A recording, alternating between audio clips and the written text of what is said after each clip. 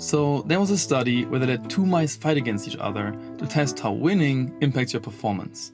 So they drug mouse B, which made it almost certain to lose against mouse A, and then let them fight. Interesting though, in a second and more fair round where they didn't drug mouse B, mouse A was still way more likely to win. Only because it was on an upward spiral towards winning, which in this study was called the winner effect. However, if you think about it, certain key habits are the ultimate upward spiral/winner effects for your own life. For instance, my cousin Felix, who once he started to exercise, suddenly also ate more healthy, which led him to lose more weight, which made him more energetic, which inspired him to work out even more, lead him to become more confident, all because of one key habit that put him on a spiral towards winning. So in this video, we'll go over the 5 main habits that I think will have the greatest upward spiral/winner effect for your life, as well as how exactly I'm implementing these habits into my routine.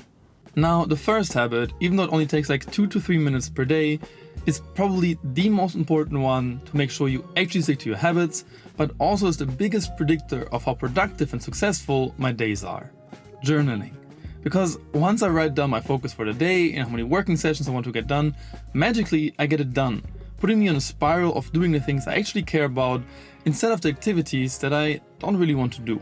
And there's really 100 different ways you can journal that are all great, yet I still think there's certain key pieces that are crucial to get the most out of it. So what I typically do, and it's a template I designed on my own, is that each morning I mark down the day and write down something I'm grateful for and something I'm looking forward to again have a positive spiral towards looking for the things that are great.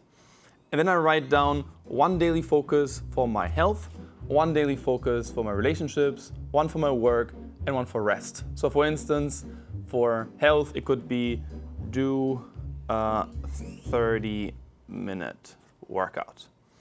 And then in the evening, I write down what's a daily good deed, what are my daily wins, this especially for the spiral to, not really look always what's not going right, but to mainly focus on what were my wins to again make sure that I'm on the spiral.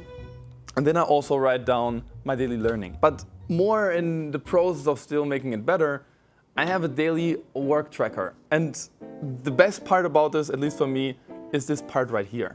Because in the beginning of the morning, I set a goal for how many Pomodoro cycles, meaning 25 to 30-minute work sessions, I want to get done.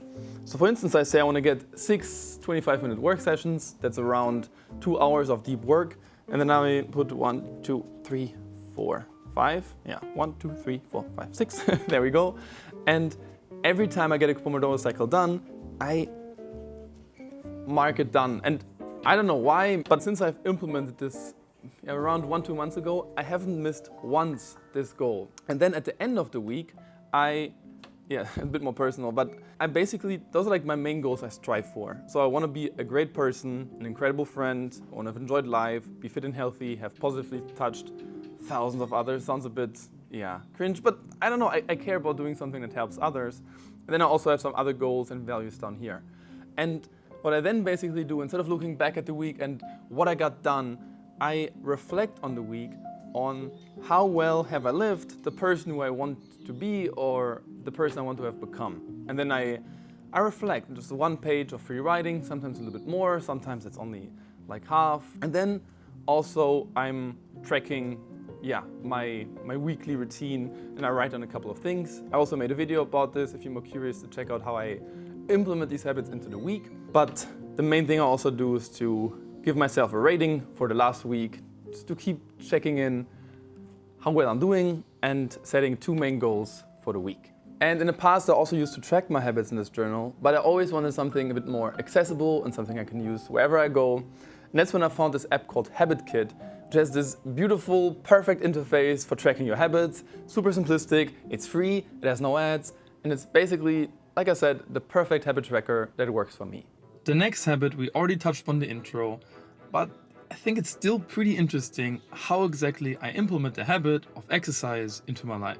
Because even though I'm definitely not the fittest person you'll find on YouTube, most sources like the leading book about how to live longer or Stanford professor Andrew Woman recommend the exact same types of exercises that are good for you. So basically there's zone 2 cardio where you're running, playing tennis, surfing, and you're still able to hold a conversation. There is VO2 max training, like high intensity classes where you really push yourself for up to 7 minutes or more. And then there's strength training to build and maintain muscles. And what I typically do is to work out 6 to 7 times a week for about 30 minutes a day, and then combine those 3 types of exercises depending how I feel like. On to habit number 3, which really sits at the core of self-improvement, reading. And once again, we can really see the spiral effect in action, because just one single insight can lead to you taking a different action, solving a problem, getting ahead, and thus starting a spiral that can lead to incredible results, especially in the long term. However, once again, not all reading is created equally. There are audiobooks, summaries of books, and reading with a book or Kindle. And I think it makes a massive difference how much you get out of the books, depending on the medium you read with. So for instance, book summaries, either on YouTube or on popular apps like Blinkist, Shortform or Headway, are great to find new books or go over a book that you already have read, but for me personally, it never really replaced the insights I've got from actually reading or listening to the book. Whereas audiobooks are always great for biographies, simpler books, and to listen to something if you're doing chores or going for walks, but once the books got more complex or more in depth, my mind just drifts off, and I again learned way less from listening to certain books and taking the time to physically read them. So what I typically do when a book excites me or somebody recommends it to me is that I first assess if this is best read as an audiobook or as a physical book. And once I finished reading or listening to the book, I capture the 5 main things that I learned on my tablet, and then sometimes expand my notes by summaries that I find on YouTube. Now, the next habit you probably have heard in 100 different videos, articles, and books. Proven to improve your memory, strengthen your focus, reduce your stress level, lower your blood level, improve your sleep, and make you more happy. Meditation.